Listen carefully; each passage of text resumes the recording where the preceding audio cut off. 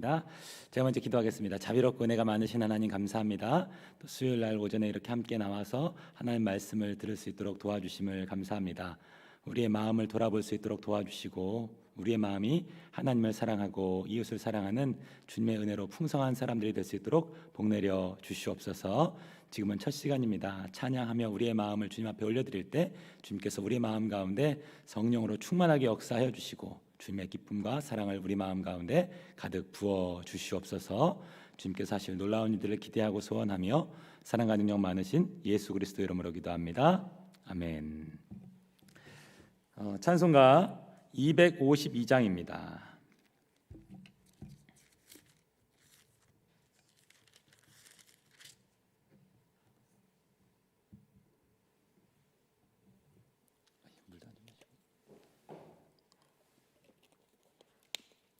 반주가 없기 때문에 힘차게 박수치며 함께 찬양하도록 하겠습니다. 나의 죄를 씻기는 예수의 피밖에 없네. 다시 정케 하기도 예수의 피밖에 없네. 예수의 흘린 피 날 이게 하오니 귀하고 귀하다. 예수의 피밖에 없네. 나를 정케 하기는 예수의 피밖에 없네. 사죄하는 증거도 예수의 피밖에 없네. 예수의 흘린 피 날 이게 하오니 귀하고 귀하다. 예수의 피밖 3절입니다. 나의 죄 속하기는 예수의 피밖에 나는 공로 없으니 예수의 피밖에 없네. 예수의 흘린 피 날 이게 하오니 귀하고 귀하다. 예수의 피 평안함과 소망은 예수의 피밖에 없네. 나의 의는 이것뿐 예수의 피밖에 없네. 예수의 흘린 피 날 이게 하오니 귀하고 귀하다. 예수의 피밖에 5절입니다. 영원토록 내 할 말 예수의 피밖에 없네. 나의 찬미 제목은 예수의 피밖에 없네. 예수의 흘린 피 날 이게 하오니 귀하고 귀하다. 예수의 피밖에 없네. 아멘. 제가 좀 일찍 시작해서 천천히 앉으셔도 됩니다. 예. 한 곡 더 찬양했으면 좋겠습니다. 254장입니다.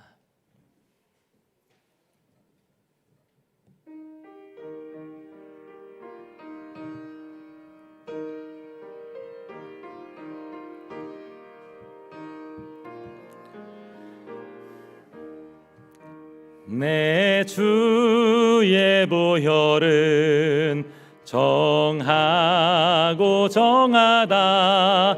내 죄를 정케 하신 주 나로라 하신다. 내가 주께로 지금 가오니 십자가의 보혈로 날 씻어 주소서.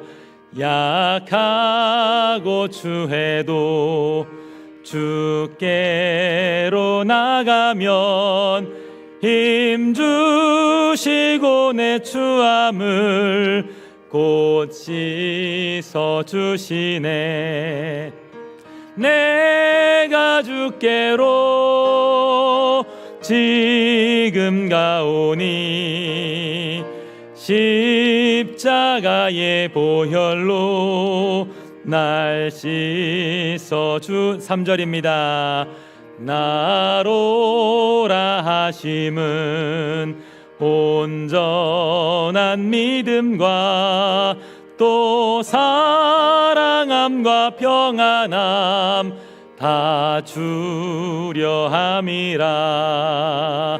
내가 주께로 지금 가오니 십자가의 보혈로 날 씻어 주소서. 큰 죄인 복받아 살 길을 얻었네. 한없이 넓고 큰 은혜 베풀어 주소서. 내가 주께로 지금 가오니 십자가의 보혈로 날 씻어 주소서. 그 피가 맘속에 큰 증거 됩니다. 내 기도 소리 들으사 다 허락하소서. 내가 주께로 지금 가오니 십자가의 보혈로 날 씻어 주소서. 아멘. 예, 복음성가도 한 장 불러봤으면 좋겠습니다. 일어나 걸어라 나의 등 뒤에서 란 찬양입니다. 함께 박수치며 찬양하시겠습니다. 나의 등 뒤에서 나의 등 뒤에서 나를 도우시는 주. 나의 인생길에서 나의 인생길에 지치고 고나여 매일처럼 주저앉고 싶을 때 나를 밀어주. 일어나 걸어라. 일어나 걸어라 내가 새 힘을 주린. 일어나 너 걸어라.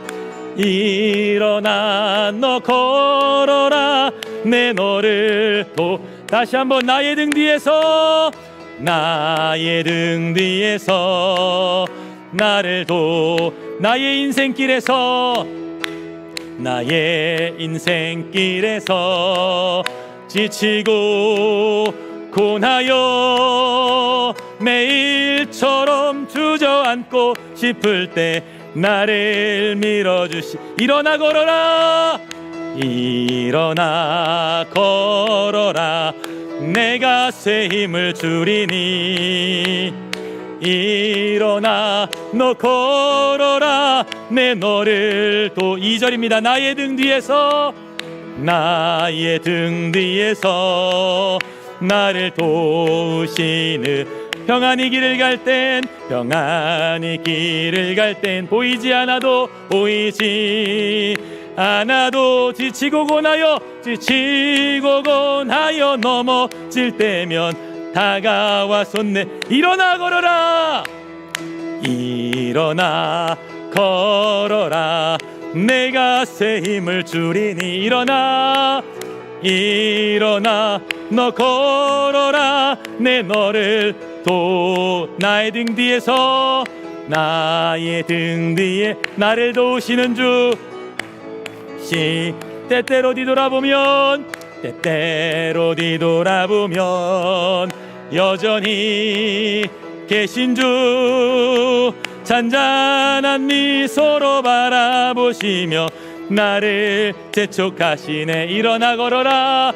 일어나 걸어라 내가 새 힘을 주리니. 일어나 너 1절 다시 한 번만 부르겠습니다. 나의 등 뒤에서 나의 등 뒤에서 나를 도우시 나의 인생길에서 나의 인생길에 지치고 고나여 매일처럼 주저앉고 싶을 때 나를 밀어주시네. 일어나 걸어라 내가 새 힘을 주리니. 일어나 너 걸어라 내 너를 도우리. 아멘. 저에게 꼭 맞는 찬양인 것 같습니다.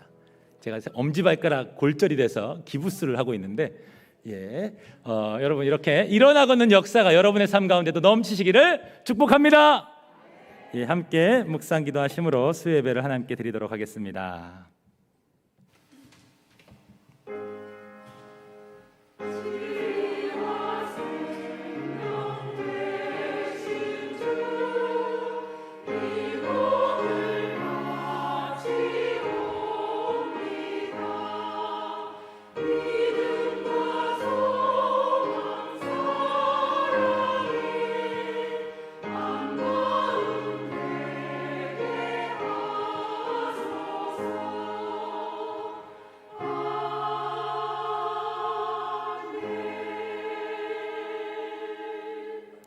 자비롭고 은혜가 많으신 하나님 아버지, 은혜와 사랑을 감사합니다. 주님, 하루하루 살아가는 우리의 삶이 너무나 척박하고 곤하여 마음을 잊어버리고 살아가는 우리들에게 주님의 사랑을, 주님의 은혜를 충만하게 채워 주시옵소서. 목이 말라서 주님의 은혜가 그리워서 주님의 사랑을 간구하기 위해 이 자리 가운데 나왔습니다. 주여, 우리의 심령을 주의 은혜의 단비로 촉촉히 적셔 주셔서 주의 사랑을 깨달아 알아가도록 도와주시고 주의 사랑 가운데 살아갈 수 있는 우리 모두가 되도록 은혜를 내려 주시옵소서. 주님 홀로 영광 받으실 것을 믿고 감사를 드리며 사랑과 능력 많으신 예수 그리스도 이름으로 기도합니다. 아멘. 사도신경으로 우리의 신앙을 고백하겠습니다.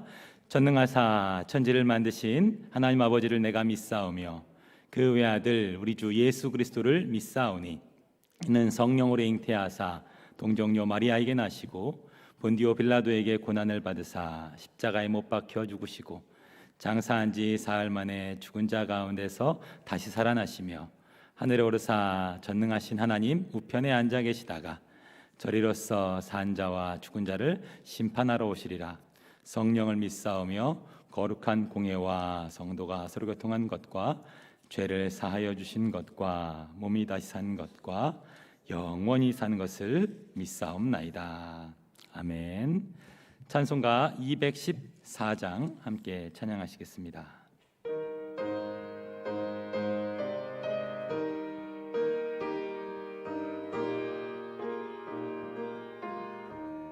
나 주의 도움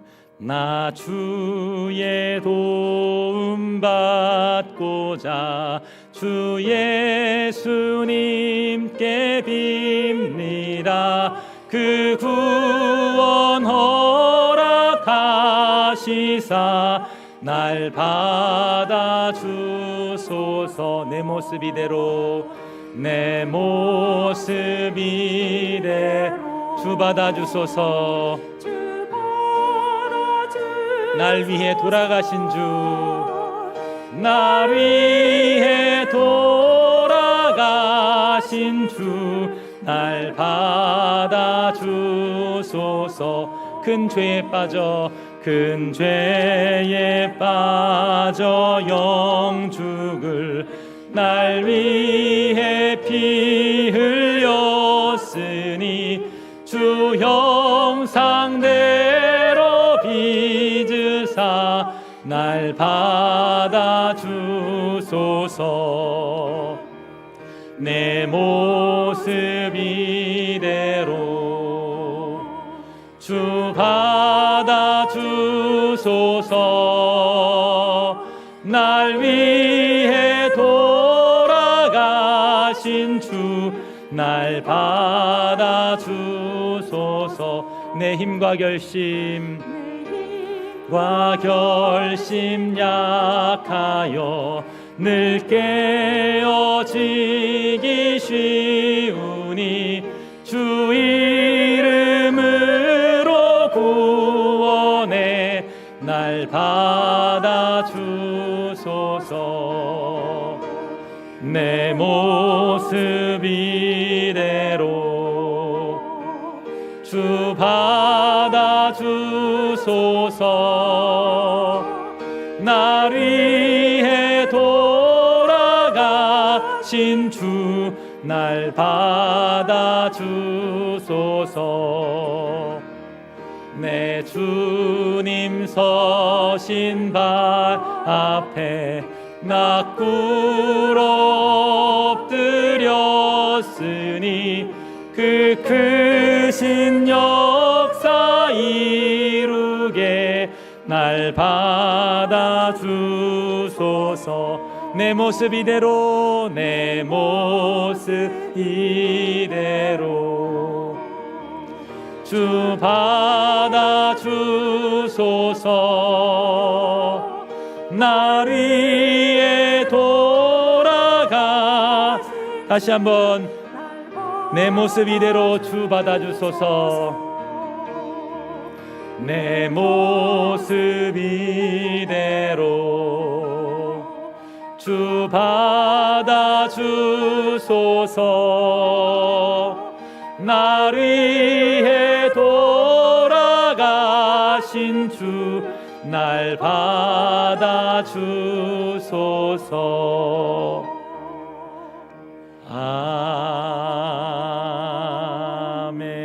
아멘. 예배를 위해서 이진순 권사님 나오셔서 대표로 기도 인도해 주시겠습니다.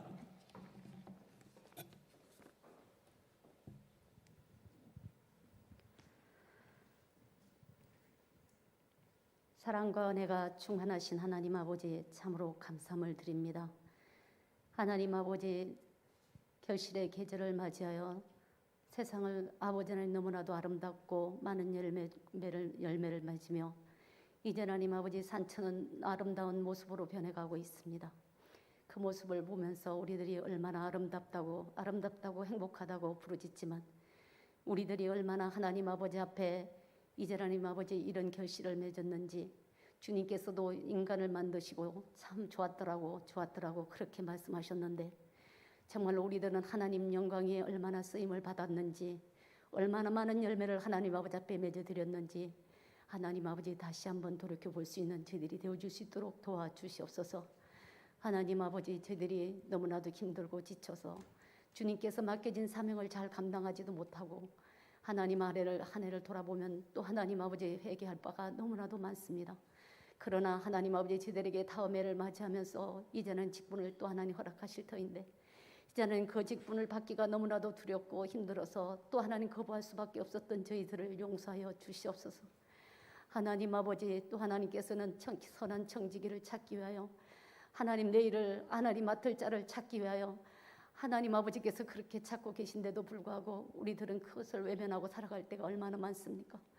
하나님 아버지, 자신들에게 하나님 아버지 맡겨진 사명 잘 감당하고 주님께서 보시기에 아름답고 합당한 자 되어 하나님 아버지 정말로 2달란트 5달란트 맡은 자와 같이 잘했다 칭찬받는 귀한 청지들이 다 될 수 있도록 하나님 도와주시옵소서. 하나님 아버지 앞에 간절히 간구하고 낚이는 하나님 아버지, 하나님의 정말로 세상은 너무나도 어지럽고 이제는 코로나로 인하여 하나님 아버지 몇 년 동안 하나님 아버지 서로가 서로를 만나지도 못한 채 그렇게 살다가 지금은 조금은 하나님 아버지 자유로워져서 이전에 많은 사람들이 밖으로 나가고 하나님 아버지 행복하게 살고 있지만 이제는 전쟁의 소리가 들려오고 지진과 기근의 소리가 들려오고 하나님 아버지, 하나님 북한은 하나님 아버지 저희들을 향하여 하나님 아버지 불안케 하고 날마다 미사일을 쏘며 하나님 아버지 안보가 너무나도 걱정되는 가운데 있지만 우리들은 그것을 얼마나 기억하고 생각하고 하나님 아버지 기도하고 있는지 다시 한번 아버지 생각나게 하여 주시옵소서. 하나님 아버지, 무엇보다도 대통령이야 위정자들이 하나님 아버지 앞에 바로 서야겠는데 이제는 서로 국민들을 위하여 무엇을 할 것인가를 하나님이냐고 걱정하는 것이 아니라 상대방을 헐뜯고 상대방이 무슨 문제점을 찾아서 하나님 아버지 뉴스에 나올 때마다 그런 말들만 하니 저희들은 불안할 수밖에 없습니다. 하나님 아버지, 국민들도 마음이 산산이 쪼개지고 마음이 하나 되지 못한 채 그렇게 살아가고 있습니다. 하나님 아버지, 정말로 이 나라의 민족을 불쌍히 보시고 긍휼히 여겨 주셔서 무너진 경제가 다시 한번 부활되게 하시고 이제 하나님 안보가 하나님 아버지 걱정과 근심이 없도록 저희들이 잘 살아갈 수 있는 나라가 되어줄 수 있도록 도와주셔서 이 나라 이 민족을 통하여 하나님 아버지는 정말로 이 나라 하나님을 믿는 자녀들이 하나님 아버지 앞에 무릎을 꿇고 하나님 아버지 회개하고 자복해야겠는데 이제 하나님 아버지 저희들도 정말로 형식적인 삶을 살고 있지는 않는지 다시 한번 자신들을 돌아볼 수 있도록 도와주시옵소서. 그래야 하나님 이 나라가 마지막 때에 쓰임받는 하나님 아버지 하나님의 정말로 많은 죽어가는 영혼을 구원하는 하나님 아버지 하나님 그래야 많은 선교사님들을 파송하는 그런 나라 민족이 되어줄 수만 있도록 하나님 붙잡아 주옵시기를 간절히 비옵곤합니다. 하나님 아버지 앞에 또한 간절히 간구합니다. 이 시간에도 하나님 아버지 육신이 연약하고 병이 들어서 하나님 아버지 고통 중에 있는 하나님의 자녀들이 참으로 많습니다. 하나님 친히 찾아가 주셔서 위로하여 주시고 안수 안찰하여 주셔서 하나님 아버지 의사를 통하여 간호사를 통하여 하나님 그들이 깨끗이 치료받고 가정으로 교회로 돌아와 자신들에게 맡긴 일을 최선을 다해 감당할 수 있는 놀라운 역사가 있을 수만 있도록 하나님 도와주시옵소서. 11월에는 하나님 아버지 저희들이 하나님 아버지 또 아버지 패밀리 축제를 하나님 열고자 합니다. 저희들이 죽어가는 영혼 잠자는 영혼을 깨우기 위하여 이제 하나님 아버지 이름을 써놓고 하나님 아버지 앞에 기도하는 중에 있습니다. 하나님 정말로 하나님 그 영혼들을 불쌍히 여길 수 있는 마음을 저희들에게 허락하여 주옵시고 정말로 하나님 나 자신만을 위하여 사는 것이 아니라 그 영혼들을 위하여 기도하는 저희들의 삶이 되어줄 수만 있도록 하나님 붙잡아 주시옵소서. 사랑의 하나님 아버지 또한 하나님 이 시간에도 귀한 생명의 말씀을 들고 서신 김동욱 목사님 하나님의 능력의 장중 안에 붙잡아 주셔서 그 말씀이 전해질 때마다 정말로 오늘 하나님 선한 사마리아인이 되어 이제는 저들의 삶 속에 이제는 이웃을 사랑하며 이웃의 하나님 아버지 본이 되는 그런 삶을 살아가는데 부족함이 없는 저들의 삶이 되어줄 수 있도록 도와주시옵소서. 이 시간에도 하나님 아버지 앞에 찬양을 올려드리는 기쁨의 늘 기쁨 찬양들을 하나님 기뻐 받아 주옵시고 저들의 입술이 하나님 아버지를 찬양하고 하나님 그들의 마음이 뜨거워지고 날마다 그들의 삶이 아버지 하나님 행복한 삶으로 이어질 수만 있도록 하나님 도와주옵시기를 간절히 비옵곤합니다. 이 시간에도 악한 마귀에 들어오고 천한 사막이 절대로 탐타지 못하도록 성령님께서 온전히 지켜주시고 보호하여 주실 것을 믿고 예수 그리스도 이름으로 감사하며 기도드렸습니다.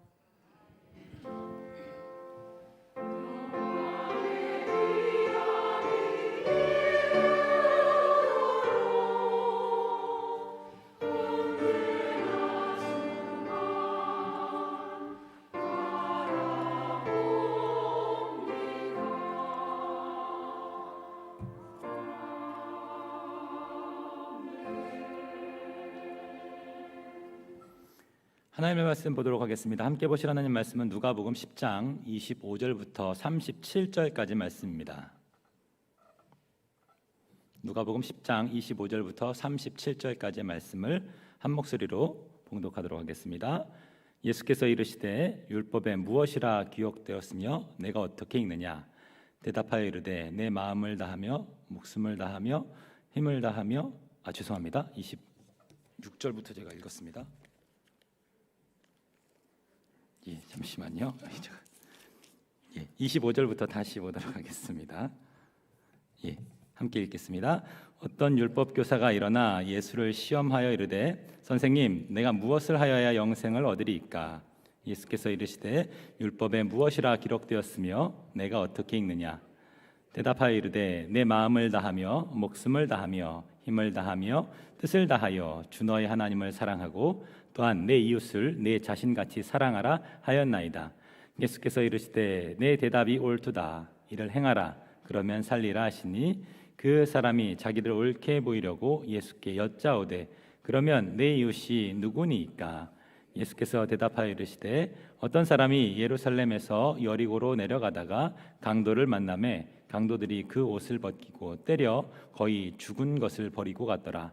마침 한 제사장이 그 길로 내려가다가 그를 보고 피하여 지나가고 또 이와 같이 한 레위인도 그곳에 이르러 그를 보고 피하여 지나가되 어떤 사마리아 사람은 여행하는 중 거기 이르러 그를 보고 불쌍히 여겨 가까이 가서 기름과 포도주를 그 상처에 붓고 싸매고 자기 짐승에 태워 주막으로 데리고 가서 돌보아 주니라. 그 이튿날 그가 주막 주인에게 데나리온 2를 내어주며 이르되 이 사람을 돌보아 주라. 비용이 더 들면 내가 돌아올 때 갚으리라 하였으니 내 생각에는 이 세 사람 중에 누가 강도 만난 자의 이웃이 되겠느냐? 이르되 자비를 베푼 자니이다. 예수께서 이르시되 너도 가서 너도 이와 같이 하라 하시니라. 아멘.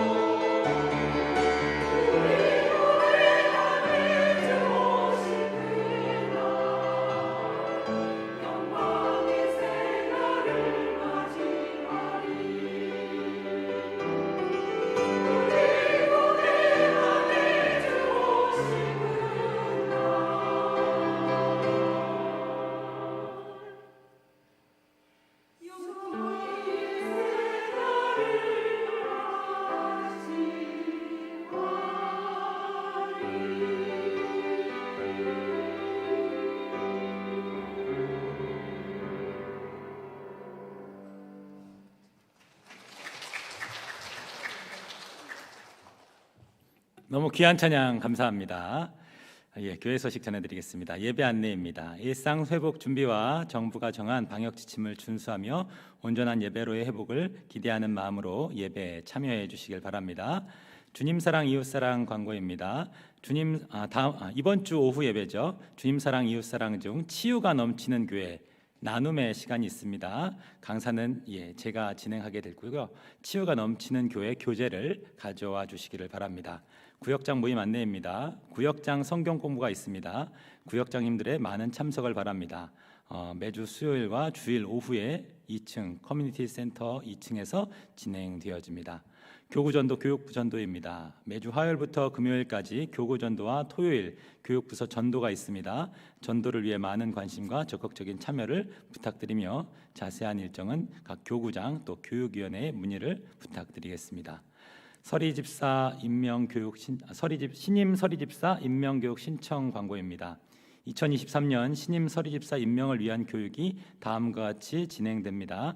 기존 서리집사님들께서는 특별한 결격 사유가 없으면 매년 재임명되고요. 신임 서리집사로 임명되시는 분들은 10월 29일 토요일 날 오후 5시 커뮤니티 센터 2층 원더홀로 오셔서 두 번째 교육에 참석해 주시기를 바랍니다.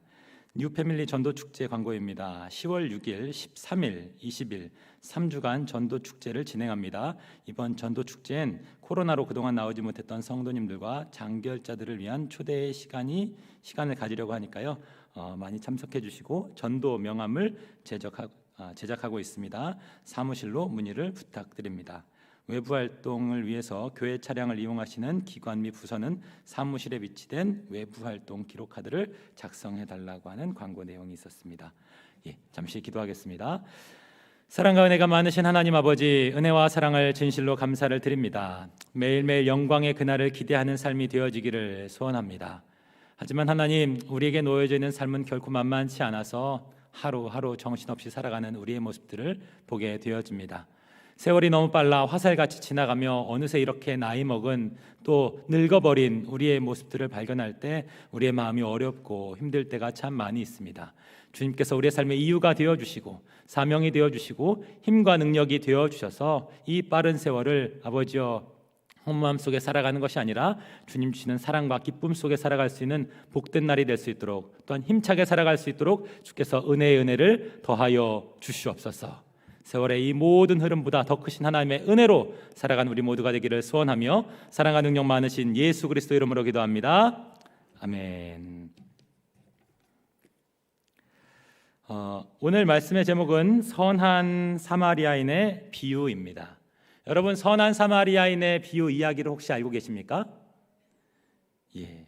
여러분, 한 가지 질문을 했으면 좋겠어요. 어려운 사람이 있으면 도와주어야 할까요? 도와주지 말아야 할까요? 이렇게 말씀하시는 분들 계신 것 같습니다. 도와주어야 할까요? 도와주지 말아야 할까요? 도와줘야 된다는 의견도 있습니다. 그런데 여러분, 속담에 그런 얘기 아십니까? 물에 빠진 사람 구해줬더니 뭐 내놓으라? 보따리 내놔라. 그러한 사람도 있습니다. 선의로 도와줬는데 그걸 이용해서 더 힘들게 만드는 사람들도 우리 가운데 존재합니다. 그래서 다시 한번 여쭤보고 싶습니다. 어려운 사람이 있으면 도와줘야 될까요? 도와주지 말아야 될까요? 그래도 도와줘야 된다는 이야기들이 많이 나오는 것 같습니다. 여러분, 혹시 그 착한 사마리아인의 법이라고 아십니까? 1928년 미국의 한 부둣가에서 벌어진 일입니다. 한 사람이 산책을 하던 중에 그만 실수로 바닷가에 풍덩 빠지게 됩니다. 그러자 멀리 있던 친구들이 그 친구가 물에 빠진 것을 보고 막 황급히 달려왔어요. 그 친구를 도와주려고 했습니다. 그런데 물에 빠진 친구는 이미 싸늘한 주검이 되어버린 겁니다. 그런데 이 사고가 발생한 지점과 불과 몇 미터 거리에 한 젊은이가 누워서 일광욕을 즐기고 있었습니다. 그런데 그 젊은이는 죽어가는 사람의 그 다급한 요청에 무관심했던 겁니다. 그래서 이 익사자의 가족들은 젊은이를 상대로 고소를 하게 됩니다. 그때 그 사람이 도와주었다면, 관심 가져주었다면 내 아들이 죽지 않았을 겁니다 라고 하며 그 사람을 고소한 거죠. 그러나 법원은 기각 판정을 내립니다. 이 젊은이는 잘못이 없다는 거예요. 왜냐하면 법률엔 구조의 의미가 명시되어 있지 않기 때문인 거죠. 어렵다고 꼭 도와주어야 된다는 법은 없다는 거예요. 그래서 만들어진 법이 바로 착한 사마리아인의 법입니다. 위험에 처한 사람을 돕지 않으면 처벌할 수 있는 법을 개정하자라고 말하는 것이죠. 여러분, 이러한 법을 개정해야 할까요? 아니면 하지 말아야 할까요? 논란들이 많이 있습니다. 그래서 미국의 어떠한 주에서는 그것을 받아들이지만 어떠한 주에서는 받아들이지 않기도 합니다. 그런데 이 법제도의 근거가 되는 내용이 바로 오늘 우리가 읽은 성경 본문입니다. 오늘 읽은 말씀은 우리가 잘 아는 것처럼 선한 사마리아인의 비유로 어려운 사람을 도와주라는 말씀처럼 보입니다. 그런데 여러분, 정말로 예수님께서 어려운 사람을 도와주라는 의미로 이 선한 사마리아인의 비유를 말씀하신 것일까요? 도움이 필요한 사람에게 자비를 베푸는 것은 참 좋은 일입니다. 어려움에 처한 사람을 돕는 것은 주님의 사랑을 실천할 수 있는 아주 귀한 사역이라고 할 수 있죠. 그런데 참 아이러니한 것은 예수님의 이 선한 사마리아인의 비유는 어려움에 빠진 사람을 도와주라는 목적으로 기록된 게 아니라는 것입니다. 예수님께서 이 비유를 말씀하신 목적은 그게 아니라는 거예요. 그럼 진짜 목적이 무엇이냐? 또 우리는 이 비유를 통해서 어떠한 교훈을 받아야 하는지 오늘 말씀을 통해서 함께 살펴보려고 합니다. 만약 오늘 본문이 30절부터 37절까지만 존재한다면, 아마 30절부터 37절까지만 성경 본문이 존재한다면 이 성경을 읽은 사람들은 이런 결론을 내릴 수 있습니다. 예수님은 우리가 자비를 베푸는 자가 되기를 원하시는구나 라고 생각할 수 있죠. 그런데 우리가 오늘 본문을 읽으며 기억해야 할 것은, 오늘 우리가 읽은 본문은 30절부터 37절이 아니라 25절부터 37절까지 말씀이라는 것입니다. 즉 예수님은 선한 사마리아인의 비유를 말씀하시며 20절부터 29절까지 선한 사마리아인의 비유를 말씀하신 배경에 대해서도 우리가 알아야만 이 선한 사마리아인의 비유가 무엇을 말하는지를 분명히 알 수 있다는 것입니다. 예수님께서는 왜 선한 사마리아인의 비유에 대해서 말씀하신 것일까요? 25절 말씀 제가 읽어드릴게요. 어떤 율법 교사가 일어나 예수를 시험하여 이르되 선생님, 내가 무엇을 하여야 영생을 얻으리이까? 라고 말합니다. 25절에 보면 어떤 율법 교사가 나오죠. 율법 교사는 율법에 능통한 율법학자라고 이야기할 수 있습니다. 이 율법 교사는 예수님께 공개적인 자리에서 한 가지 질문을 하는 겁니다. 선생님, 내가 무엇을 하여야 영생을 얻을 수 있습니까? 여러분, 성경 본문은 이 율법 교사의 의도는 잘못됐다고 말하지만 이 질문 자체는 매우 중요한 것임을 우리는 기억해야 합니다. 왜냐하면 인간에게 영생과 구원만큼 중요하고 심각한 것은 없기 때문이죠. 여러분에게도 영생과 구원이 중요하시죠? 중요하십니까? 예, 물론 중요하다고 생각하실 것입니다. 그런데요, 여러분, 하루하루 정신없이 살다 보면 영생이나 구원 같은 것과는 관계없이 살게 되는 것 같습니다. 아이고, 병원 갈 시간이네. 아이고, 약 먹을 시간이야. 아이고, 우리 손주 데리러 가야지. 하루하루 정신없이 살아가다 보면 구원, 영생 이런 것보다 해야 할 일 때문에 지치고 피곤한 생각만 드는 것 같습니다. 하루하루 살아가는 것도 벅찬데 죽음 이후까지 생각할 여유가 점점 없는 거죠. 여러분, 좀 더 노골적으로 이야기하면요, 나에겐 앞으로 일어난 일들보다 내 앞에 놓여있는 일들이 더 중요하다고 여기며 살고 있기 때문에 구원과 영생에 대해서 별로 중요하게 여기지 않게 되더라는 것입니다. 그런데 누구나 다 이곳에 가면 영생과 구원에 대해서 생각하게 되는 것 같습니다. 그것이 어딜까요? 장례식장입니다. 여러분, 한 번씩 다들 우리 가족이나 또한 지인분들 때문에 장례식장을 가본 경험이 있으실 것입니다. 장례식장에 가면 영생과 구원에 대해서 생각하게 되는 것 같습니다. 분주하게 살아가던 삶에서 모든 것을 멈추고 고인의 죽음 앞에서 우리의 인생이 어떠한 것인지를 다시 한번 돌아보게 되며 죽음 이후의 삶, 즉 구원과 영생에 대해서 생각해 보게 되는 것이죠. 그런데 여러분, 인간에게 놓인 이 죽음이라는 큰 슬픔 앞에 무엇이 위로가 될 수 있겠습니까? 죽음을 이기는 생명, 영생과 구원밖에 우리에게는 위로가 없습니다.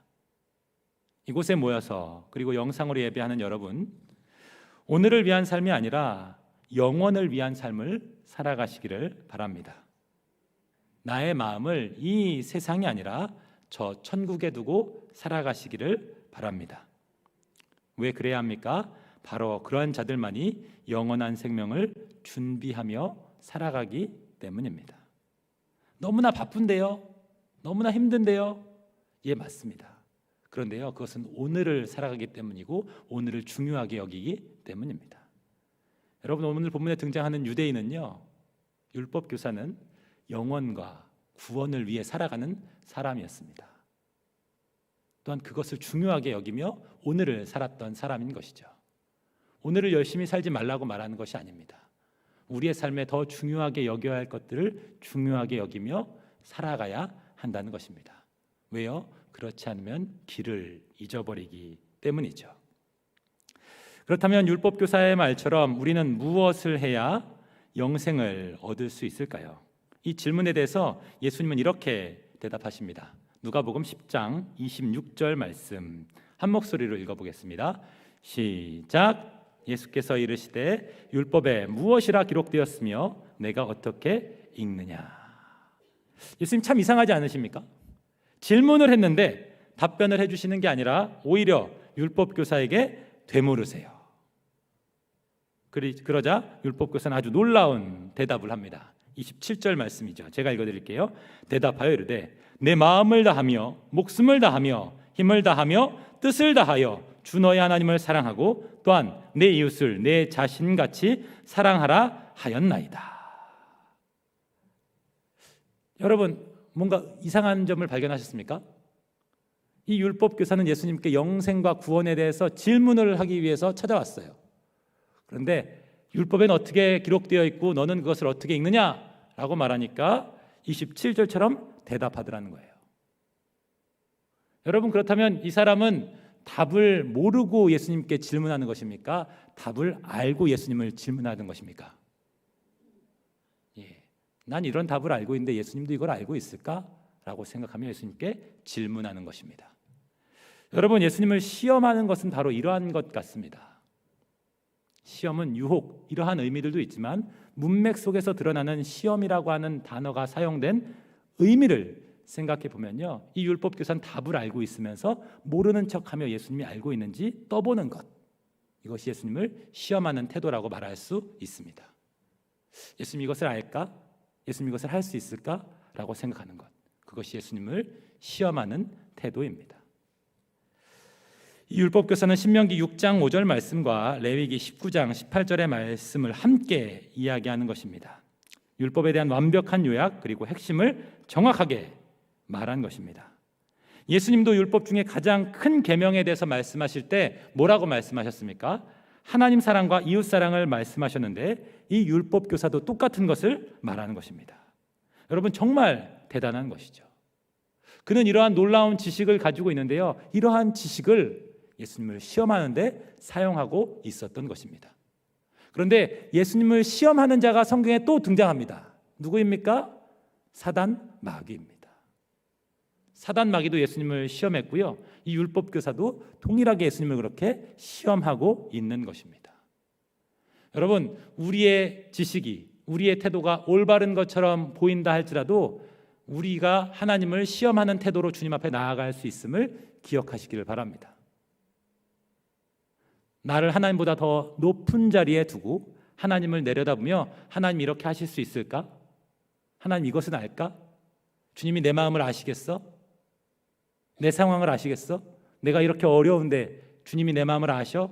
라고 생각하는 것들, 나는 알고 있는데 주님은 모르는 것처럼 생각하면서 예수님이 그것을 알까? 라고 질문하는 태도, 이러한 것이 예수님을 시험하는 태도라고 말하는 것입니다. 자, 그러자 예수님께서 이렇게 말씀하십니다. 내 대답이 옳도다. 이를 행하면 행하라. 그러면 살리라. 여러분, 이 말씀이 무슨 뜻입니까? 예수님이 이렇게 말씀하신 것입니다. 율법교사가 하나님을 사랑하고 내 이웃을 내 몸과 같이 사랑하라고 율법에선 말하고 있습니다 라고 말하자, 그래 맞다, 율법을 지켜 행하라. 그러면 내가 영생을 얻을 것이다 라고 말씀하신 것입니다. 여러분, 예수님의 말씀을 듣는 여러분은 어떤 생각이 드십니까? 아, 맞아, 율법을 지키면 영생을 얻을 수 있어 라고 생각이 드십니까? 예수님의 얘기는 좀 이상한 것 같은데, 율법을 지킨다고 영생을 얻을 수 있어? 라는 생각이 드실 수도 있습니다. 왜 그렇습니까? 성경에서는 일관적으로 말씀하고 있는 것이, 우리가 구원은 율법을 지킴으로 얻는 것이 아니라 믿음으로 영생을 얻는다고 말하고 있기 때문입니다. 그런데 지금 예수님은 율법을 지킴으로 하나님을 사랑하고 이웃을 사랑해라, 그러면 영원히 살게 될 것이다 라고 말씀하시니까 뭔가 좀 헷갈리는 생각이 드실 수 있습니다. 다시 한번 정리하시길 바랍니다. 여러분, 영생과 구원은 믿음으로만 갈 수 있는 게 아닙니다. 율법을 다 지키면 구원을 얻을 수 있습니다. 율법을 다 지켜서 죄가 없는 사람은 영생과 구원을 얻을 수 있다는 거예요. 그런 노래 있죠. 돈으로도 못 가요 하나님 나라, 맘 착해도 못 가요 하나님 나라, 이렇게 부르고 있는데요, 아니라는 거예요. 마음이 착해서 율법을 다 지키면, 하나님 말씀에 순종하면 천국에 갈 수 있다는 거예요. 제가 이상한 소리를 하는 것처럼 보시는 것 같습니다. 그런데 중요한 게 있습니다. 하나님께서 보실 때 마음이 착한 사람이 있습니까? 없습니까? 없습니다. 왜요? 죄 때문에 그렇습니다. 내가 생각할 때 난 이 정도면 다른 사람보다 좀 착하지 라고 생각할지는 모르지만, 하나님은 내 기준으로 나를 보시며 착하다고 평가하시는 게 아니라는 거예요. 우리가 하나님의 수준에 맞게끔 선을 행할 수 있는 사람이 있다면 그 사람은 구원을 얻을 것입니다. 그런데 그런 사람은 한 사람도 존재하지 않습니다. 왜요? 죄 때문에 그렇습니다. 그렇기 때문에 우리가 율법을 지킴으로 구원을 얻을 수 있습니까? 없습니까? 그것은 불가능합니다. 왜요? 우리는 모두가 죄인이기 때문입니다. 그런데 문제는 내가 죄인이기도 하지만 죄인이어서 또한 어리석다는 것입니다. 그래서 어떤 생각을 합니까? 스스로 죄인인 줄 알지 못한다는 거예요. 또 어리석어서 내가 이 정도면 착한 거지, 하나님도 이 정도면 착하다고 생각하시겠지라고 하며 오해를 한다는 거예요. 마치 율법교사의 모습처럼 말이죠. 그럼 왜 예수님은 이렇게 말씀하신 것일까요? 예수님을 시험하려는 율법교사를 괘씸하게 보시며, 그래, 너 율법을 지킴으로 구원을 얻을 수 있다고 생각하지? 또 넌 그런 사람이라고 생각하지? 그래, 그렇게 해봐 하며 괘씸한 마음으로 그렇게 말씀하신 것일까요? 아닙니다. 예수님은 지금 의도를 가지고 말씀하시는 거예요. 예수님은 율법교사에게 율법을 지키며 율법을 통해 비춰지는 자신의 모습을 보기 원하셔서 그렇게 말씀하신 것입니다. 여러분 여행 좋아하십니까? 여행 좋아하세요? 예, 여러분 여행을 왜 갈까요? 저는 저번에 한번 몇 년 전에 강릉인가 속초에 한번 간 적이 있습니다. 갑자기 영은 사모가 새우튀김이 먹고 싶다고.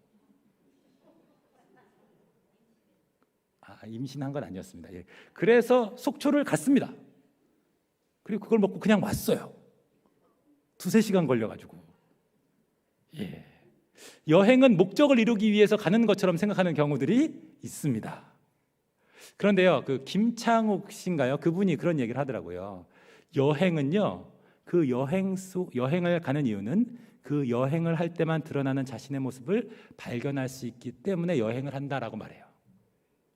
평소에는 내가 어떤 사람인지 잘 알지 못하는데 멀리 나가서 여행을 하며 새로운 사람을 만나고 새로운 환경을 접하다 보면 내가 알지 못하는 내 모습들을 발견하게 되더라는 거예요.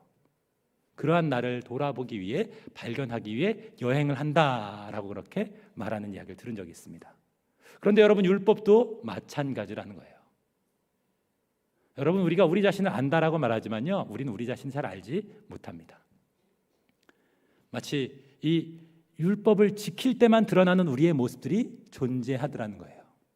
마치 여행을 가야만 발견할 수 있는 내 모습들이 있는 것처럼 평소에는 드러나지 않는데 말씀에 순종하려고 할 때 그때만 드러나는 내 모습들이 있기 때문에 그 율법을 지키려고 할 때 드러나는 내 모습들을 발견하기 위해 예수님은 율법을 지켜라라고 말씀하시는 것입니다.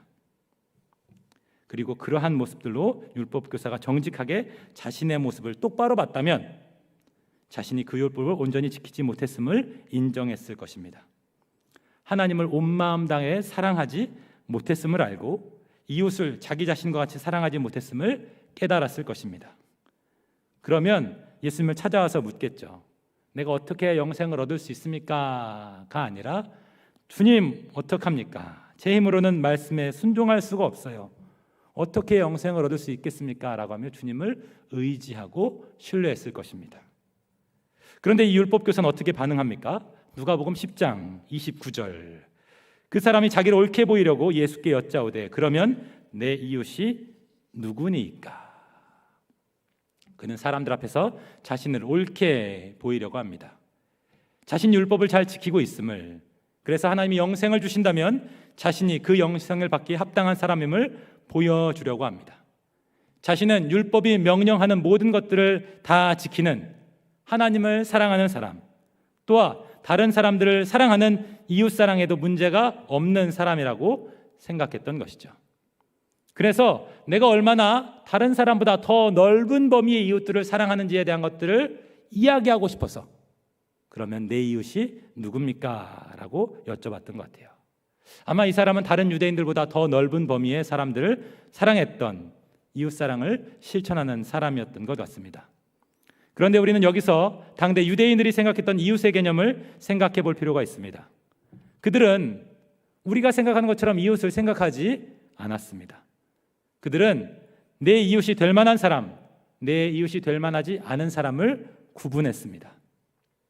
내가 사랑할 수 있는 사람까지의 경계를 정해놓고 울타리를 친 후에 이 사람들은 나의 이웃이야, 하지만 이 울타리 밖에 있는 사람들은 나의 이웃이 아니야 라고 그렇게 생각했던 것이죠.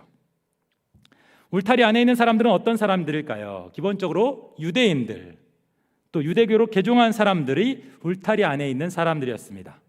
하지만 이방인들, 바리새인들은 울타리 밖에 있는 사람들입니다. 유대인이라도 세리와 죄인들은 울타리 밖에 있는 사람들입니다. 또한 이러한 사람들에 대한 경계는 유대인들마다 조금씩 달랐습니다.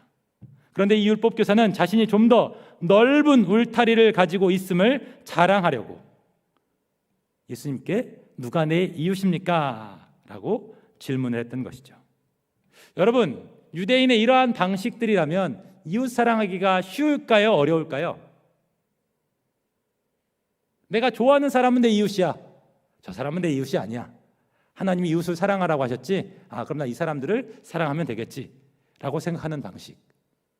여러분, 이러한 이웃 사랑은 매우 쉽습니다. 내 마음에 드는 사람만 사랑하면 되기 때문입니다. 그런데 오늘 바로 바리새인의, 율법교사의 이러한 생각 때문에 예수님은 선한 사마리아인의 비유를 말씀하고 계신 것입니다. 그 비유의 내용은 이렇습니다. 어떤 사람이 예루살렘에서 여리고로 내려가다가 강도를 만납니다. 실제로 당시에 여리고로 내려가는 길은 가파르고 험한 산지를 따라 길이 이어졌고, 또 지형적인 특징 때문에 바위가, 동굴이 많이 있었기 때문에 강도들이 그곳에서 많이 출몰했다고 말합니다. 그래서 이 비유의 이야기를 듣는 사람들은 예수님의 이야기를 들으며 어느 정도 공감했을 것입니다. 그런데 어떤 사람이 이 위험한 지역을 지나가다가 강도를 만났습니다. 그냥 가진 것만 빼앗긴 것이 아니라 그 사람의 옷을 빼앗기고 거의 죽을 정도로 때린 후에 버리고 갔다라고 말합니다. 옷을 벗겼다는 것은 이 사람의 모든 소유를 다 빼앗아 갔다는 것입니다. 옷도 또 돈도 다 빼앗긴 상태가 된 것이죠.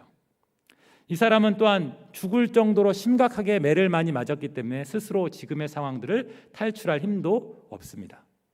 유대 지역은요, 낮은 매우 덥고 밤은 매우 춥기 때문에 겉옷이 없다면, 이불처럼 같이 함께 사용하는 겉옷이 없다면 이 사람은 더위에 탈진되거나 추위에 얼어 죽게 될 상황인 것입니다. 어떻게 하면 좋겠습니까? 살려달라고 해도 주변에 아무도 없는 것 같습니다. 그냥 고통 속에서 외롭게 죽을 수밖에 없는 상황이 된 것이죠. 그런데 마침 극적으로 그 길에 누가 지나갑니까? 제사장이 지나갑니다. 정말 반가운 일이죠. 희망이 생긴 것입니다. 율법에 따라 성전에서 희생제사를 드리는 경건한 제사장, 사람들이 우러러보고 존경하는 제사장이 저곳을 지나가고 있으니 이 강도 만난 자는 희망을 가졌을 것입니다. 그런데 제사장이 어떻게 합니까? 강도 만난 자를 보고 피하여 지나갑니다. 피하여 지나간다라고 하는 것은 의도적으로 맞은편 길로 갔다는 것을 의미합니다. 즉 저기 강도 만난 사람을 발견하고 그 사람 가까이 가지 않으려고 돌아서 지나갔다고 말하는 것입니다. 곤경에 처한 그를 외면했던 것이죠. 다음에 등장한 사람은 레위인입니다. 이 레위인도 종교적인 일에 헌신하는 사람입니다. 성전에서 일반적인 업무를 했고 제사장들을 돕고 성전을 관리하는 일을 하는 사람들에게 존경받는 사람입니다. 그런데 이 레위인도 제사장과 똑같이 강도 만난 자를 보고 의도적으로 피하여 모른 척하며 지나갑니다. 여러분, 이 강도 만난 사람의 심정이 어떨까요? 저 사람은 도와주겠지라고 생각했는데 지나갔습니다. 저 사람은 도와줄 거야 라고 말하는데 그 사람도 지나갔습니다. 내 도움을 줄 수 있을 만한 사람이라고 생각하는 사람들이 나를 외면하고 지나갔을 때 절망하고 낙심했을 것입니다. 그 다음에 어떤 사람이 지나갑니까? 유대인이 아닌 사마리아인이 지나갑니다. 이 사마리아 사람은 여행 중에 그곳에 도착했습니다. 사마리아 사람들은 유대인이 경멸하고 원수로 생각하는 사람입니다. 유대인의 기준으로 사마리아 사람은 이웃이 아니었습니다. 이웃이라고 생각할 수 없는 사람입니다. 더럽고 불경한 존재처럼 여기는 사람들이죠. 그런데 이 사마리아 사람이 유대인인 강도 만난 사람을 보고 그를 불쌍히 여깁니다. 여러분, 이 이야기는 예수님의 이야기를 듣는 유대인들에게 굉장히 큰 충격이었을 것입니다. 우리나라로 비유하면요, 어떤 사람이 어려움에 처해서 노숙자가 되었습니다. 그래서 돈이 많은 사람, 좋은 차 타는 사람 지나가는데 거들떠도 안 봐요. 그런데 허름한 옷을 입은 노숙자가 옆에 찾아오더니 자기 먹을 빵을 이렇게 찢어서 나눠주는 거죠. 여러분, 그러한 것처럼 참으로 충격적인 이야기입니다. 사마리아 사람은 어떻게 합니까? 그를 보고 불쌍히 여깁니다. 그에게 가까이 갑니다. 그를 보고 피해갔던 제사장과 레위인과 다르게 그의 상처에 응급처치를 하고 자기 짐승에 태워서 주막에 데려가 그를 돌보아 줍니다.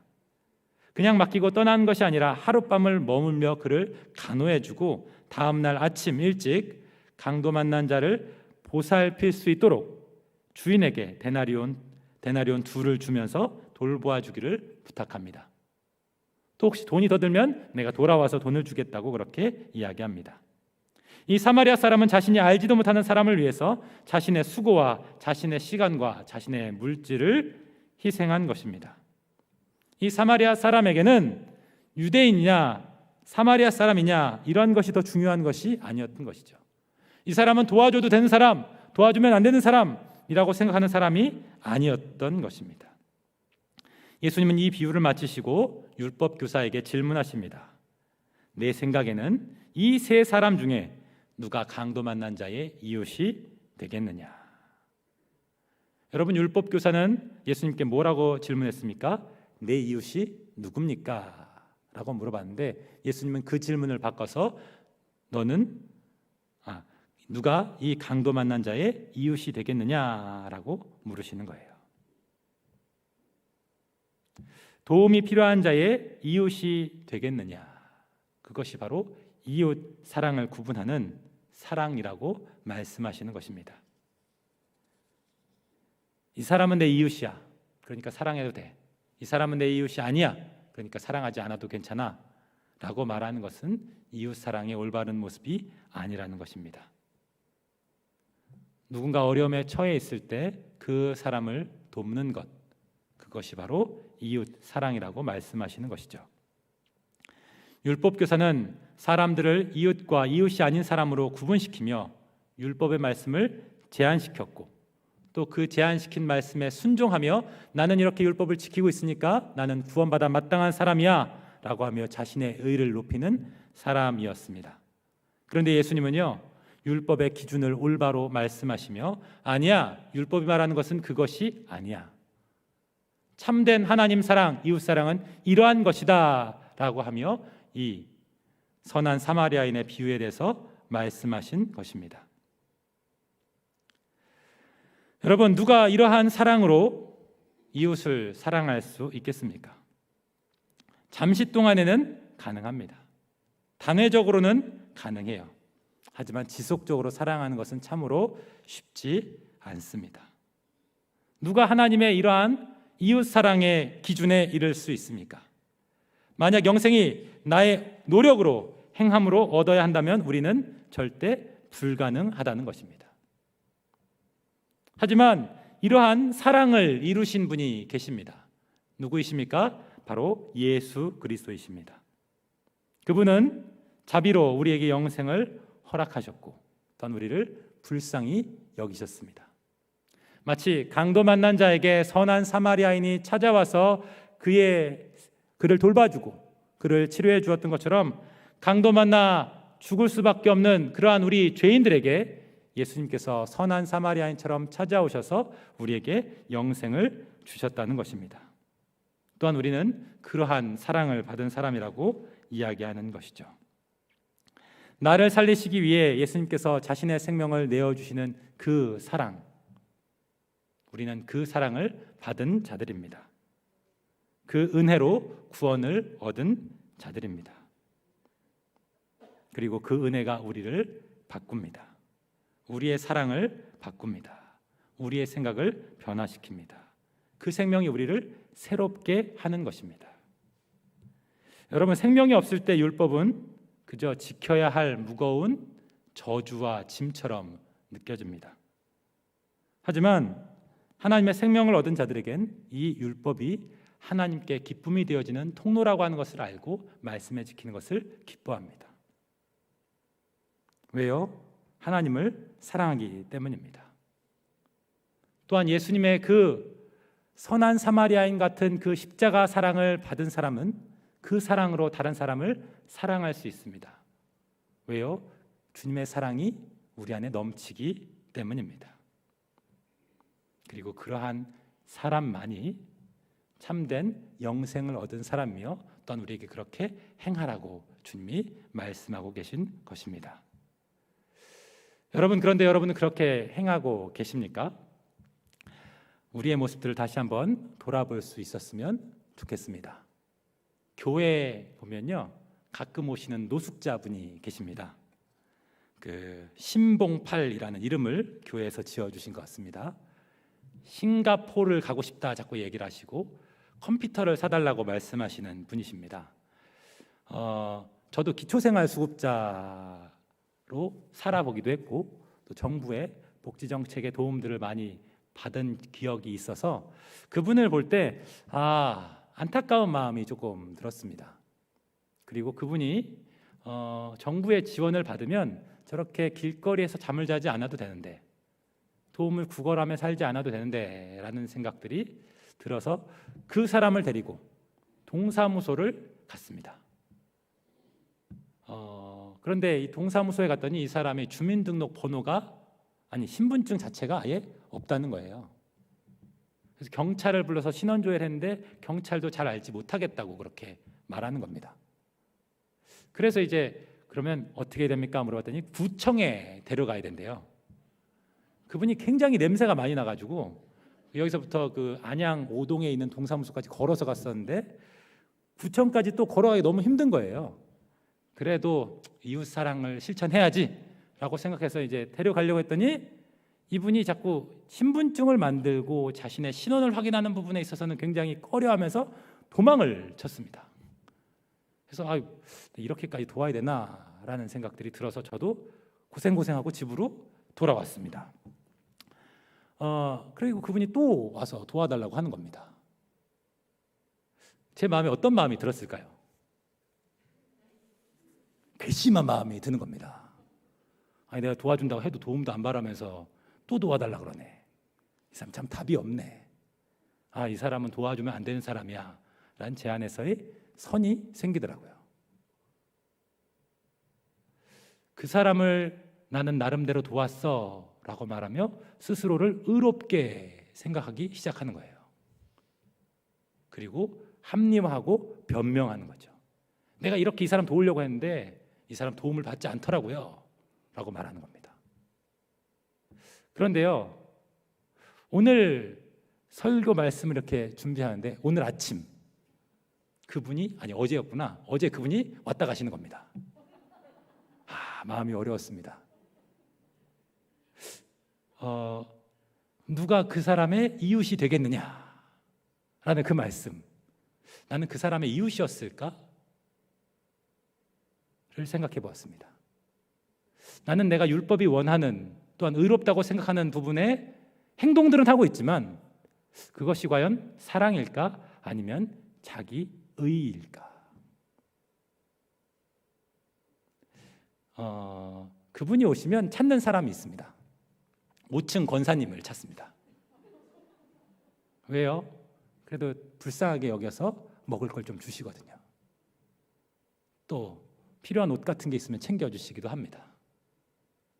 또 1층 실장님을 찾습니다. 계속 쓸데없는 소리를 하는데 종이를 갖고 와서 기록해주면서 노트가 뭐고 거리가 얼마고 속도가 얼마고 이런 얘기를 옆에서 다 들어주세요. 그런 모습들을 보면서 생각이 드는 겁니다. 이 사람의 진짜로 원하는 부분들은 친구, 자신을 사랑해주는 사람이 아니었을까라는 생각들이 들었습니다.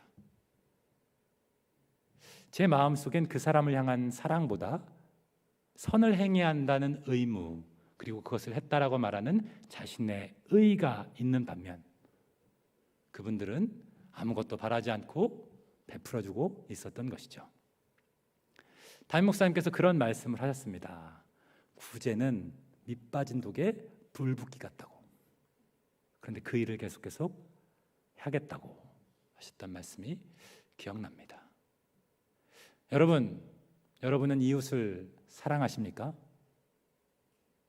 구원받은 사람은 바로 이러한 이웃을 사랑하는 마음으로 사랑을 행해야 합니다. 내가 해야 할 일을 하는 것이 아니라 그 사람을 긍휼히 여기며 그 사람에게 이웃이 되어주는 것, 그리고 그러한 사람이 되어주는 것이 구원받은 사람의 마땅한 모습이라고 하는 것을 기억하시고 나의 기준으로 율법의 기준을 낮추며 스스로를 의롭다고 여기며 살아가는 것이 아니라 우리 주변 가운데 있는 어려운 사람들을 사랑하는 마음으로 살아갈 수 있는, 하나님을 사랑하고 참된 이웃을 사랑하는 마음으로 살아가는 구원받은 백성의 모습으로 살아가는 우리 모두가 되시기를 축복합니다. 이 시간 잠시 함께 기도했으면 좋겠습니다.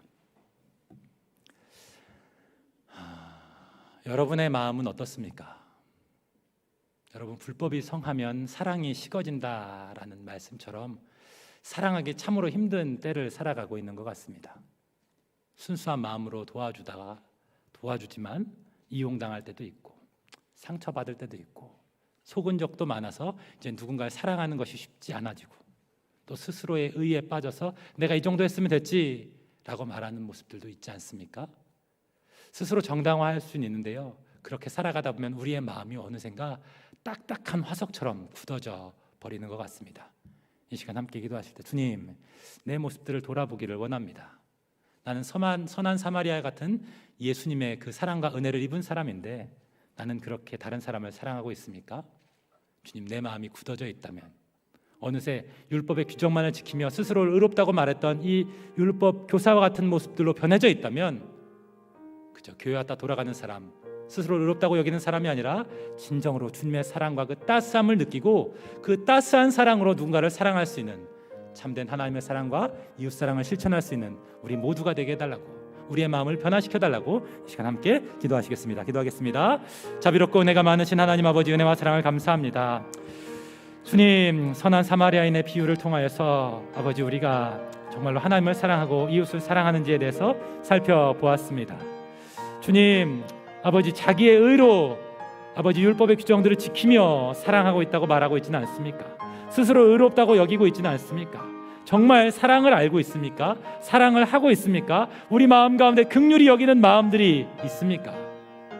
주님, 우리 마음들을 돌아보기를 원합니다. 교회를 다니고 있지만, 말씀에 순종한다라고 말하지만 하나님, 우리의 마음이 너무나 강팍하고 어려운 사람을 향해서 하나님 긍휼의 마음을 품기보다 자신의 의와 변명과 합리화로 일관하며 아버지여 스스로를 계속 옳은 사람처럼 여기고 있지는 않습니까? 예수님을 믿는다고 말하지만 하나님 아버지여 자신의 의에 빠져 그 의로 하나님 나는 의롭죠 라고 말하는 모습들로 우리가 이곳에 와 있지는 않습니까? 어쩔 수 없어서 난 이 정도면 되지 않습니까? 하나님, 내가 이 정도까지 했으면 되지 않습니까? 라고 말하며 하나님을 사랑하는 마음이 아니라 조건적인 마음으로 주님 앞에 나오지 않습니까?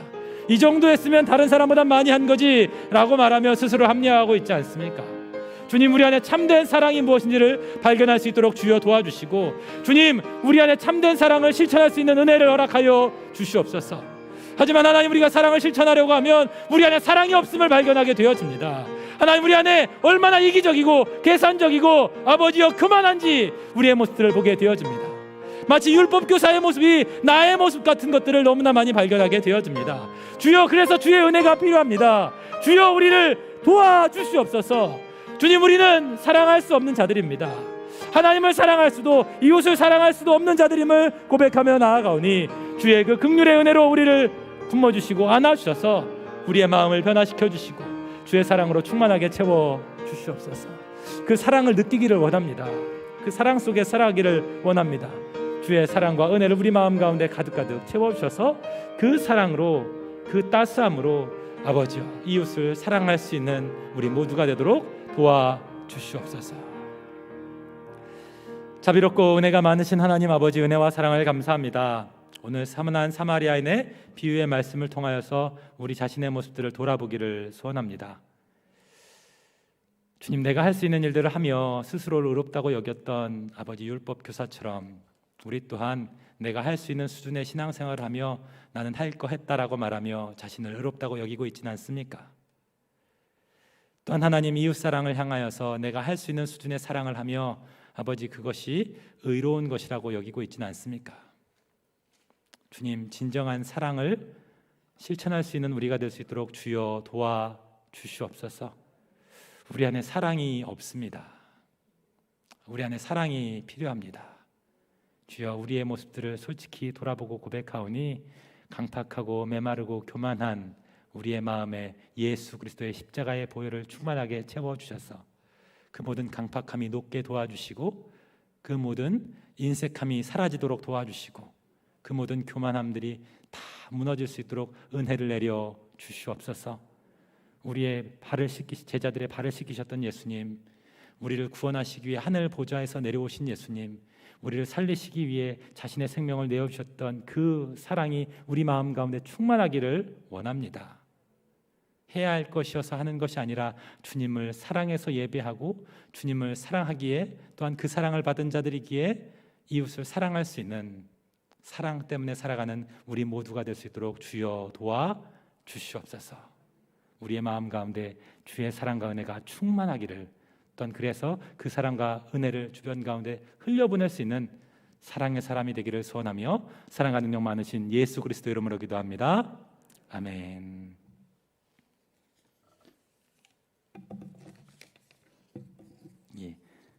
찬송가 216장입니다.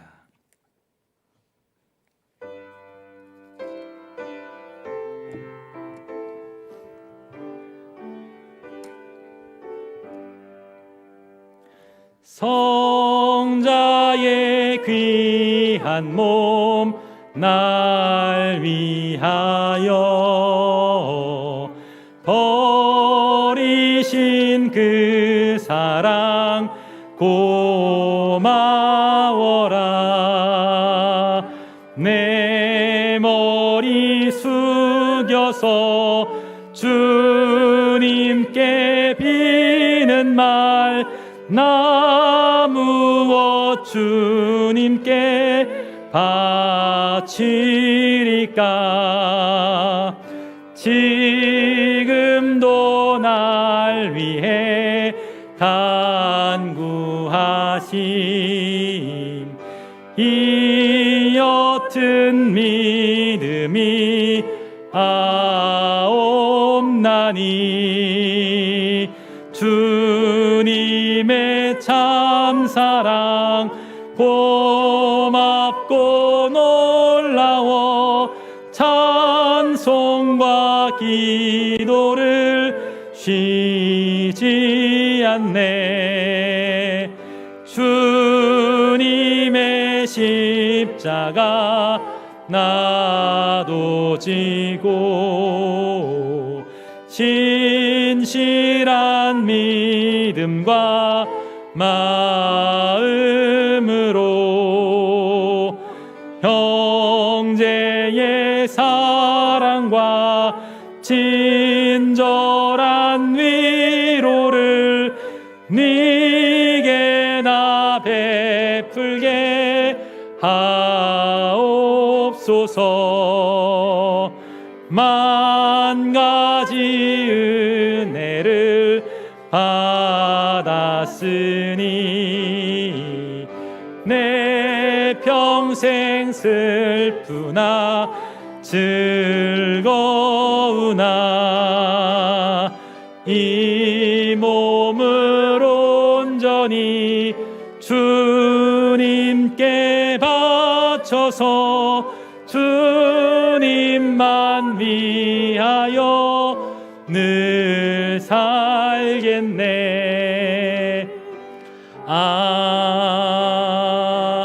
아멘. 주님 가르치신 기도로 모든 서 마치도록 하겠습니다. 하늘에 계신 우리 아버지여, 이름이 거룩히 여김을 받으시오며 나라의 마옵시며 뜻이 하늘에서 이룬 것 같이 땅에서도 이루어지이다. 오늘날 우리에게 일용할 양식을 주옵시고 우리가 우리에게 죄 지은 자를 사하여 준 것 같이 우리 죄를 사하여 주옵시고 우리를 시험에 들게 하지 마옵시고 다만 악에서 구하옵소서. 대개 나라와 권세와 영광이 아버지께 영원히 있사옵나이다. 아멘.